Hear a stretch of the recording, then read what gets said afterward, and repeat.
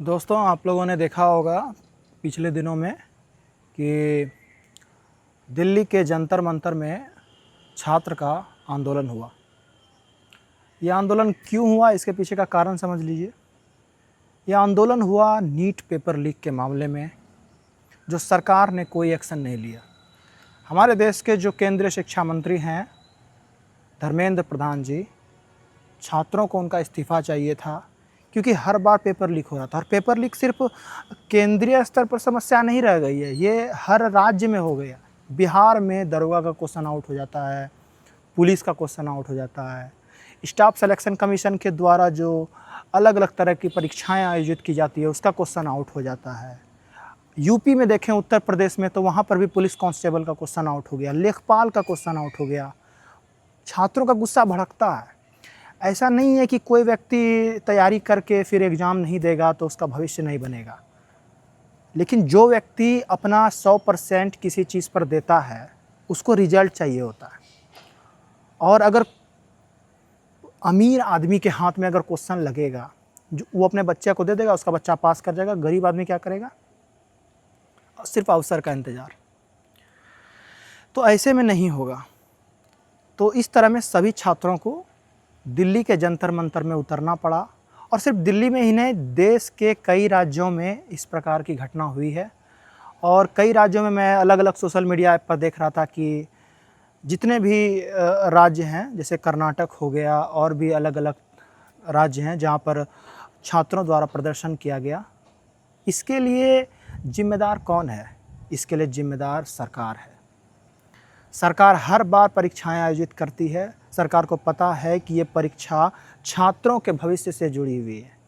छात्रों का भविष्य आगे देश को ले जाने के लिए बहुत ज़रूरी है।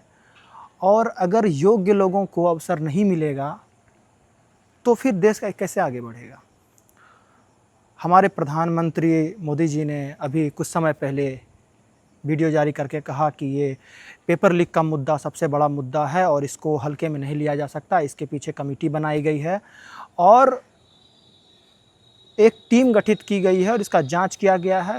उन्होंने कहा कि कुछ लोगों को जेल भी भेजा गया है, जिसके कारण जो पेपर लीक करने वाले जो गुट हैं, जो समुदाय हैं, जो लोग हैं जो पेपर लीक करवाते हैं, उनके अंदर डर बैठा है।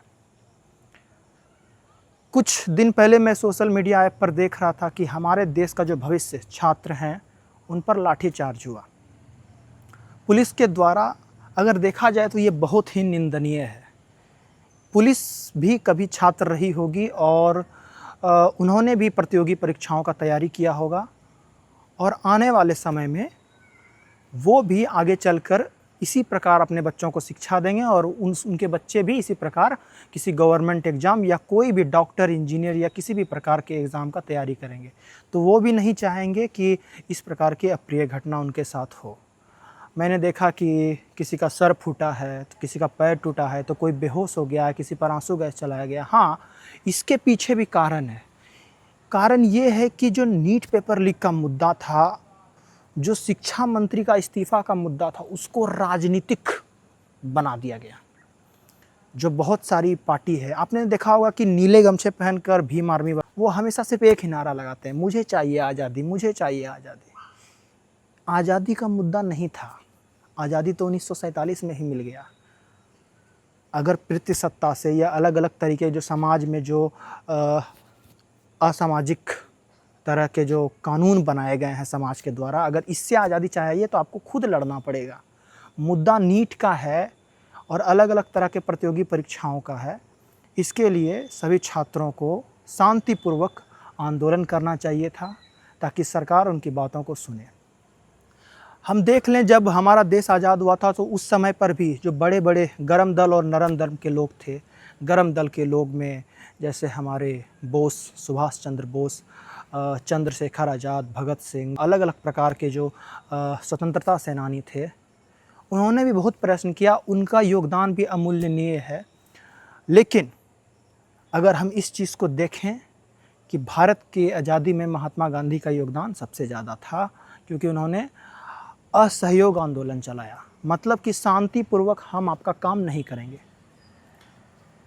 अगर भारी संख्या में छात्र विरोध करते एजुकेशन सिस्टम का, परीक्षा का, तो सरकार कैसे ये कदम उठा सकती थी कि पेपर लीक हो जाएगा या किसी भी तरह का चीज़ हो जाएगा।